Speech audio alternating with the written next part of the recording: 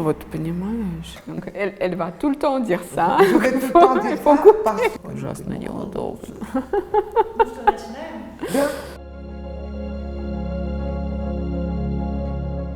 Je suis très très fière que la France est un pays privilégié au sein du Festival Tchekhov. C'est important quand même. Valéry Chadrine, c'est un homme immense, personnalité immense, et il est tellement chaleureux parce que pour lui, quand il invite quelqu'un, une compagnie, un artiste, il crée des conditions avec l'équipe de son festival qui va travailler jour et nuit, qui ne va pas du tout dormir, mais les conditions qui sont vraiment uniques. Des conditions aussi et des relations avec des artistes français. Ça veut dire qu'après, des artistes français qui sont venus une fois au Festival Tchekhov, ils n'imaginent plus leur vie, si on peut dire, sans revenir. Valéry, quand il va voir les autorités russes, il leur dit toujours « Vous devez nous aider financièrement parce que c'est jamais gagné le Festival Tchekhov. C'est à chaque fois une nouvelle démarche. On n'est pas subventionné, c'est-à-dire on est subventionné par l'État, mais on n'est pas étatique. Donc à chaque fois, il recommence et il dit vous devez nous donner des sous parce que même l'État français nous donne des sous. Et à chaque fois, la présence française financière, c'est pas peut-être, c'est-à-dire c'est plus important même moralement pour lui, parce que par rapport aux autres institutions étrangères, la participation financière française, elle a été toujours plus importante. Même cette année, c'était très évident.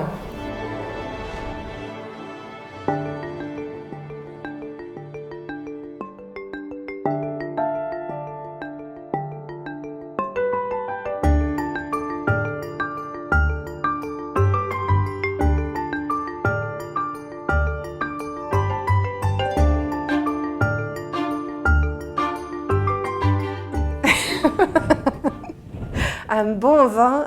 On était venus il y a 6 ans et c'est la 3e fois qu'on vient. On voulait faire un nouveau spectacle.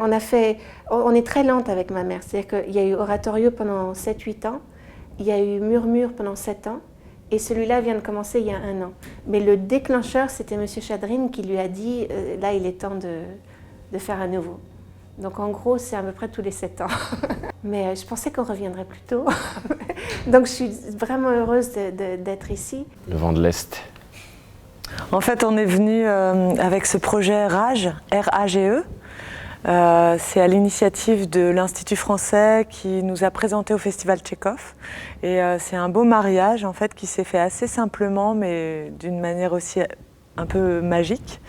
C'est-à-dire que c'est notre première venue en Russie. On a traduit le spectacle Rage en russe. Il y a une des comédiennes qui dit son texte entièrement en russe et puis le reste est surtitré dans plusieurs endroits du décor. Et voilà, on est ému parce que c'est l'histoire d'un auteur célèbre qui est né en Russie et qui est venu à l'âge de 14 ans en France et qui est devenu un titan de la littérature française, mais qui a des origines russo-polonaises. Donc c'est beau de lui rendre hommage ici à Moscou. La raison, c'est le spectacle qui est derrière vous, qui va jouer ce soir, donc le spectacle qui s'appelle Scala, de Johan Bourgeois, que la Scala Paris, en l'occurrence le théâtre, nous avons produit et qui a marqué donc l'ouverture de la Scala en septembre 2018. Ce projet a surgi parce qu'un jour, avec Frédéric, on va voir un spectacle de Johan. On trouve ça formidable, Frédéric s'enthousiasme beaucoup sur Johan et il se trouve que la personne qui s'occupait de lui, on la connaissait assez bien et on dit bah tiens Johan, demain viens voir le... Et il est tombé amoureux du lieu. Et il a dit je veux faire un spectacle, je veux faire un spectacle qui ouvre ce lieu-là. Et c'est comme ça que le projet est sorti. Et ensuite, c'est devenu une production normale qui va de théâtre en théâtre avec un certain nombre de configurations nécessaires. Mais c'est un théâtre normal qui tourne, enfin un spectacle normal qui tourne. On arrive en toute fin de tournée, c'est une forme d'apothéose. Et on revient une nouvelle fois dans le cadre du Festival Tchekhov, ce qui est une très belle invitation. 96. Да. Non, мы не говорим. 96, c'est le premier projet. On a commencé à travailler ensemble beaucoup, beaucoup plus tôt. Non. On a commencé à travailler ensemble beaucoup plus tôt. Ouais. Et ce n'était pas le festival Tchekhov, c'était l'Union des gens de théâtre de l'URSS. Oui. Et Lina, elle a fait tout pour que la participation française en 96 soit vraiment très très importante. Parce que comme on était très très amis déjà, Valérie Chadrine, il adore Irina, le directeur du festival, parce qu'elle était à la genèse du festival, de l'Union des gens de théâtre de l'URSS. Il y avait déjà des propositions d'un projet et Claude Croix, il voulait absolument proposer ça à Valérie Chadrine. Donc on est allé voir Valérie Chadrine, on lui a proposé. On a parlé d'abord parce que c'était vraiment le début de la venue de la danse contemporaine en Russie. C'était pour nous un projet hyper important et donc c'était la possibilité de faire venir pour la première fois Maggie Marin avec son spectacle culte Maybe et Waterzooi, aussi un autre spectacle, Daniel Larieux, fait maison. Et on est allé voir Valérie Chadrine avec ces deux projets. Et du coup, Valérie Chadrine, c'était sa parole, il a accepté de faire venir pour la première fois au Théâtre Mossoviète. C'était la danse contemporaine qui a commencé à envahir la Russie. Donc c'était 4 spectacles français. Et depuis, la présence française, c'est la plus importante. On a accueilli 3 fois Zingaros, personne n'a fait ça, j'imagine. Je veux dire, aucun autre festival. Si on parle des choses des plus marquantes, c'est quand même Zingaro. Parce que c'est un spectacle avec les chevaux. La première fois, c'était 32 chevaux qui ont été transportés par avion. Triptyque. Triptyque, oui. Il y avait une trace russe, quoi. Une très grande trace russe, c'était Stravinsky. C'était et le Sacre du Printemps. Aussi. C'était beau. Mais ça, c'est de belles choses, mais en même temps, il y avait des choses de la prose, comme on dit. Il y avait le foin, les carottes, tout ça, le transport par avion. Bartabas, il n'était pas du tout convaincu pour aller en Russie. Et c'était un grand ami de Valérie Chadrine, et le nôtre aussi, René Gonzalez, qui dirigeait le Théâtre Vidi-Lausanne et qui était comme intermédiaire.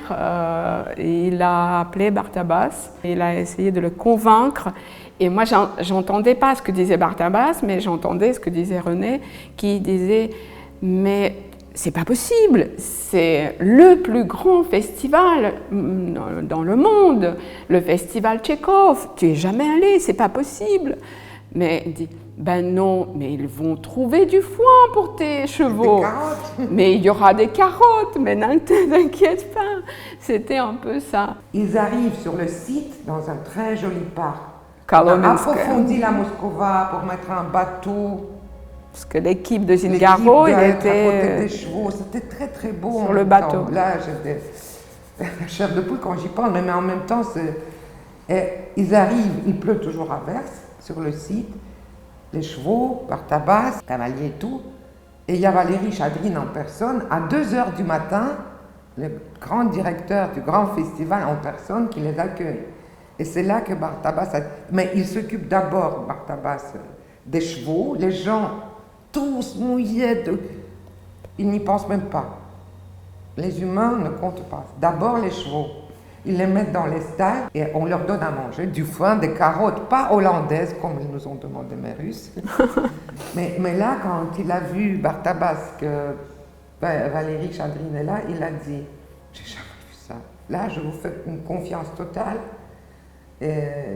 Et depuis, cette relation, elle a été formidable. Philippe Gentil, il était, une fois, on a parlé de ce spectacle, la première fois c'était Festival Invité, mais il est revenu, il était invité par Festival Tchekhov 4 fois. James Thierry, il était venu une fois, il était réinvité 4 fois, et nous espérons qu'il reviendra encore en 2021 avec sa nouvelle création.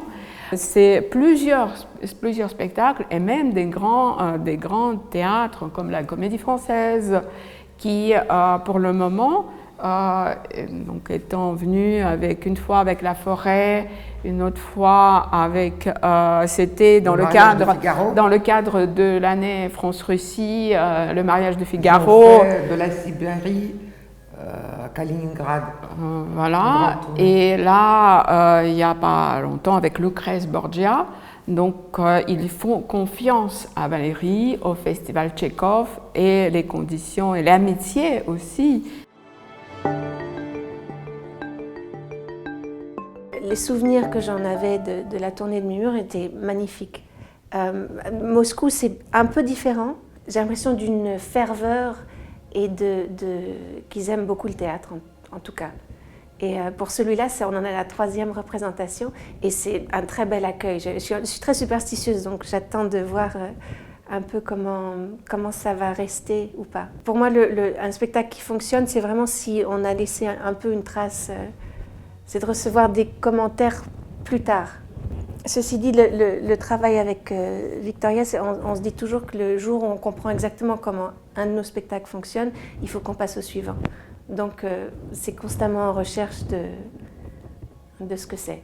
C'est pas une surprise tous les soirs, mais c'est de laisser la possibilité de découvrir d'autres choses, peut-être dans une structure qui est très, très travaillée, qui doit être là, parce que c'est aussi le rythme, c'est aussi... on est plusieurs sur scène et il faut vraiment que ce soit précis.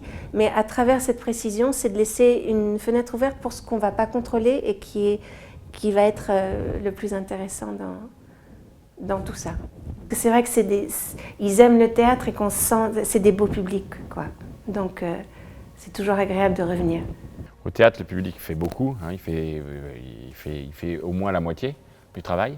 Et là, particulièrement dans nos scénographies où on le convie avec nous sur le plateau, c'est-à-dire qu'il y a une partie du public sur le plateau, l'autre partie en salle, mais nous, de toutes les manières, on va également jouer en salle. Ce qui fait qu'on a voulu mélanger, casser un peu les codes du 4e mur, où chacun est chez soi dans son rôle.